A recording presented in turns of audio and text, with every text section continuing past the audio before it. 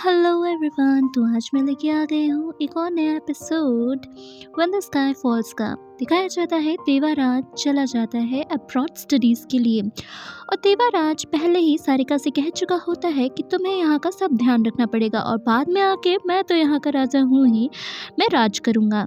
यहाँ पर अंकल पितकुल सोच रहे होते हैं कैसा है ये मुझसे बिना मिले चला गया। फिर जब सारिका घर पर पहुँचती है तो दिखाया जाता है वो देखती है हर जगह देवाराज की ही फ़ोटो है, कहीं पे भी उसके पापा मतलब पितचाई ख़ानदान के जो अंकल हैं उनकी कहीं भी फ़ोटो नहीं है।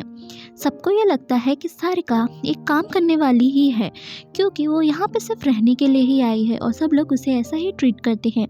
वहाँ पर जो लोग रह रहे होते हैं पितकुल अंकल के जो रिलेटिव लगते होते हैं वो उनकी जो बेटी होती है उनकी आंटी के साथ वो उसको बहुत कुछ कहती है कि तुम देवाराज पे तो अपना राज नहीं जमा पाओगी जब तक कि मैं हूँ। फिर दिखाया जाता है उसकी जो आंटी होती हैं वो भी बहुत चिल्ला के बोलती हैं। फिर वहाँ पर आंटी पहुँच जाती हैं। आंटी कहती हैं क्या हुआ, तो वो कहती हैं कि सारिका ने हम लोग से बहुत ही बेतमीज़ी में बात की है। आंटी कहती हैं क्या आपने बात नहीं की है क्या। फिर सारिका कहती है कि हाँ कोई बात नहीं, हम भी देख लेंगे। और वो सारिका से और भी उल्ट बातें कहने लगती हैं कि तुम यहाँ देवाराज की वजह से आई हो, यहाँ सिर्फ काम करने वाली हो, तुम यहाँ कैसे रह सकती हो इन लोगों के साथ, क्योंकि देवाराज चाहता होता है कि ये सब लोग इनके साथ रहें। फिर दिखाया जाता है अंकल पितकुल बोलते हैं कि और क्या, सही तो कह रही है, काम करने वालियों के साथ ही तो ये रहेगी क्योंकि यहाँ पर देवाराज इसे लाया था, पर वो हमारे साथ कैसे रह सकती है, हम लोग कितने बड़े ख़ानदान के लोग हैं। और यहाँ पे सारिका धीमे से एक स्माइल करती है और कहती है आप भी सही कह रहे हैं पितकुल अंकल। और वो ऐसे बोलती है कि जैसे वो अपना राज वापस लेने आई है। और यहाँ पे अंकल पितकुल कहते हैं कि तुम्हें मुझसे ज़्यादा ऐसे बिहेव करने की ज़रूरत नहीं है कि जैसे तुम यहाँ की मालकिन हो या फिर तुम यहाँ से बहुत कुछ जानती हो, मैं यहाँ बहुत साल रहा हूँ, समझ गई। सारिका इतनी सी बात बोलती है और कहती है जैसा आप चाहें। सारिका वहाँ से जाने लगती है। फिर वो आंटी से कहती है कि यहाँ पर क्या अंकल पितचाई की एक भी फ़ोटो नहीं है, तो कहती है इतने सालों में आज पहली बार किसी ने ये पूछा है। हाँ है तो ऊपर है। सारिका बहुत ज़्यादा इमोशनल हो जाती है जब उसको आंटी उस रूम के पास ले जाती हैं जहाँ पर वो फ़ोटो लगी हुई होती है। फिर दिखाया जाता है जब वो यहाँ से बाहर जा रही होती है तो अंकल पितकुल को लगता है कैसे ये लड़की आके यहाँ पे हमारे ऊपर राज कर सकती है। फिर वो जब देखती है उस कमरे के बाहर ताला लगा हुआ है तो वो पूछती है कि यहाँ पर कोई नहीं जाता है, तो वो बोलती है कुछ टाइम से ये बंद है। और आज सारिका बहुत ज़्यादा इमोशनल हो जाती है क्योंकि वो वही रूम है जहाँ पे सारिका छोटे पर अपने पापा के साथ बातें करती थी या फिर उनके साथ घूमती रहती थी। वो वहाँ पर जाती है और कहती है कि मुझे यहाँ पर प्रे करना है, तो वो कहती है हाँ ज़रूर, मैं अभी ये ताला खुलवा देती हूँ। आज आंटी बहुत खुश होती हैं क्योंकि इतने सालों बाद कोई पितचाई ख़ानदान के जो हैं उनको प्रे करने के लिए होता है। और उनकी फ़ोटो देखते ही सारिका बहुत इमोशनल हो जाती है। वो सोचती है कि यहाँ पर रखी हुई जो कैंडल्स थी वो कहाँ चली गई और वो ये लेने के लिए चली जाती हैं। और एकदम से सारिका वही चीज़ का नाम लेती है और उन्हें लगता है कि ऐसा कैसे हो सकता है कि सारिका को पता हो कि अंकल पितचाई को ये सब कैसे पता है। और वो पूछती है तुम्हें कैसे पता कि उन्हें ये वाली चीज़ें पसंद थी। तो फिर वो कहती है अरे नहीं, मुझे तो मेरे पापा ने बताया था, बूथोंग ने। फिर स्टोरी फ्लैशबैक के अंदर चली जाती है जहाँ पे सारिका जो छोटे पर चुम्पू होती है वो अपने पापा को गले से लगाती है और वो इमोशनल हो जाती है। आंटी आती हैं और देखती हैं कि वो रो रही है और वो प्रे कर रही होती है कि मैं यहाँ पर जितना भी इन लोगों ने लिया है और जितना भी झूठ बोला है उसके साथ या सबके साथ जो भी वहाँ के गांव वाले हैं सबका बदला वो लेगी ज़रूर और अपना हक वापस से ले लेगी।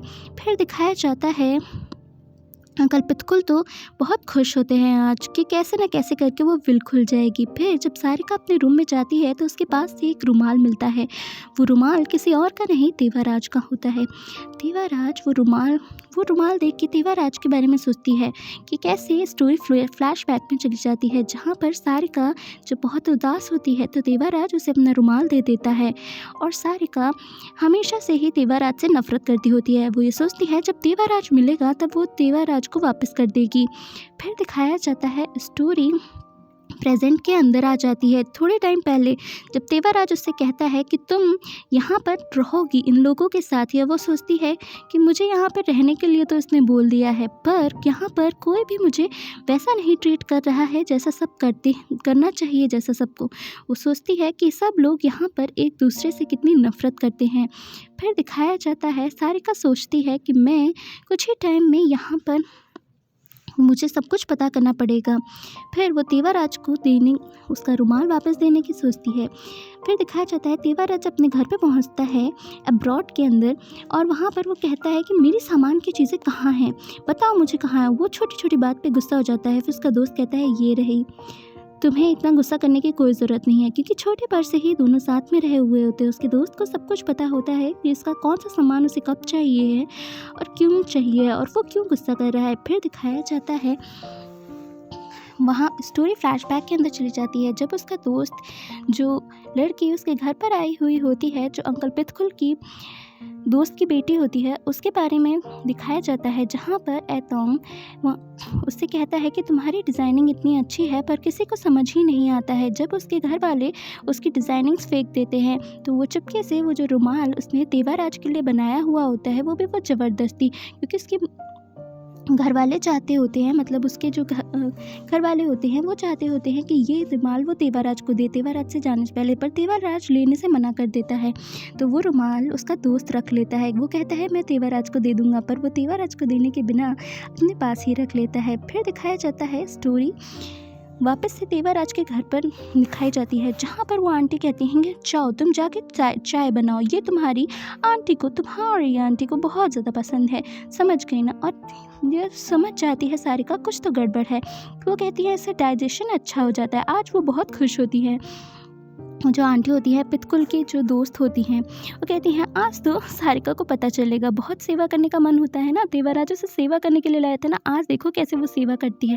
तो उसकी बेटी पूछती हैं कि आप ऐसा क्यों कह रही हैं, ऐसा क्या हुआ है। तो वो बताती है मैंने वो इतनी सारी डालने को कह दी है कि आज तो पता चलेगा, आंटी उसको घर से बाहर निकाल देगी। तो वो कहती है कि आपको ऐसा नहीं करना चाहिए था। फिर वो कहती हैं कि चलो ठीक है देखते हैं। कहती है कि हाँ बहुत चिल्ला रही थी ना मेरे ऊपर। फिर दिखाया जाता है कि सारिका अपना सब कुछ तैयार कर लेती है और वो ड्रिंक बना लेती है। वो कहती है ठीक है आप जाके ये पितकुल की दोस्त को दे दीजिएगा, और ये मैं खुद लेके जा रही हूँ आंटी के लिए। आंटी से वो बहुत ही ज़्यादा सारिका होती है, सारिका आंटी के लिए अपने आप से ले जाती है और उन्हें कह देती है आप चाहिए जाके दे दीजिए तेवाराज के दोस्त के लिए। फिर वो बार बार पूछती हैं कि हाँ इतने डालना ठीक रहेगा ना। कहती हाँ उन्होंने बोला है ठीक रहेगा। फिर वो जब चाय पीने जा रही होती है तो सब लोग ये सोचते हैं कि आज तो सारिका गई, सारिका को आज बहुत ही तेवाराज से डांट पड़ जाएगी। तेवाराज क्योंकि बहुत ज़्यादा आंटी से प्यार करता होता है। फिर सारिका हंस रही होती है और आंटी भी हंस रही होती, कहती है कि आज तो डाइजेशन बहुत ही अच्छा हो जाएगा। फिर दिखाया जाता है स्टोरी के अंदर तेवाराज फिर से उसे बुरा सा सपना आता है और वो उठ जाता है। और फिर दिखाया जाता है तेवाराज का दोस्त वहाँ पर आता है और कहता है कि तुम्हारी तबीयत तो ठीक है ना, तुम्हें अपने आप को अच्छे से रखना होगा, तुम्हें बार बार ये जो सपना आ रहा है कहीं ऐसा तो नहीं ये तुम्हारे किसी बात से रिलेटेड हो। तेवाराज कहता है उसे भी यही लगता है। फिर तेवाराज से वो कहता है कि तुम्हें एक बार अपने किसी से बात कर लेनी चाहिए जो तुम्हें समझा सके कि क्या चल रहा है। उसका दोस्त उसके बारे में बहुत ही ज़्यादा, तेवाराज का दोस्त सोच रहा होता है ऐसा क्यों होता है उसे। तेवाराज कहता है कि मैं तुम्हारी बात समझ रहा हूँ पर तुम मुझे बार बार ऐसे मत देखो। फिर दिखाया जाता है तेवाराज सोच रहा होता है कि उसे ऐसा क्या हुआ है, उसे क्यों बार बार वो बातें याद आ रही हैं। फिर उसकी जो कंसल्टेंट होती है वो कहती हैं कि तुम्हें ऐसा कुछ सोचना होगा कि तुम्हें क्या खुशी देता है, ऐसा तुम्हें ऐसा क्यों लगता है कि तुम इससे सब नफ़रत करते हैं, क्यों नफ़रत करेंगे तुमसे, तुम्हें ऐसा सोचना चाहिए। तो वो कहता है कि मुझसे हमेशा ही नफ़रत करते हैं और मैंने भी किसी को प्यार से बहुत नहीं ट्रीट किया है। तो वो कहते हैं कि तुम्हें कुछ तो ऐसा इंसिडेंट होगा जो तुम्हें बहुत ही अच्छा लगता होगा। फिर उसे बचपन की कुछ बातें याद आती हैं जिसमें ये दिखाया जाता है कि हमेशा ही उसको कोई भी चीज़ ऐसी पसंद नहीं आती होती है, वो सबसे ही झगड़ा करता होता है, वो किसी से प्यार नहीं करता होता है, वो हमेशा ही नफरत ही करता रहता है। फिर उसे एक बात याद आती है जिसमें तेवाराज सारिका से बहुत ही ज़्यादा अटैच्ड फील करता है।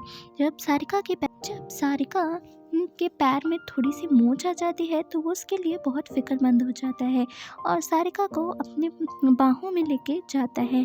फिर जब सारिका वहाँ पर सो जाती है तो जब वो सो जाती है उसे प्यार से किस करता है और वो ये बात सोच ही रहा होता है और फिर उसके चेहरे पे आप देख सकते हैं इतनी प्यारी सी स्माइल आती है, जैसे यही एक मौका था उसकी ज़िंदगी का जब उसने पहली बार ऐसा कुछ फ़ील किया होता है।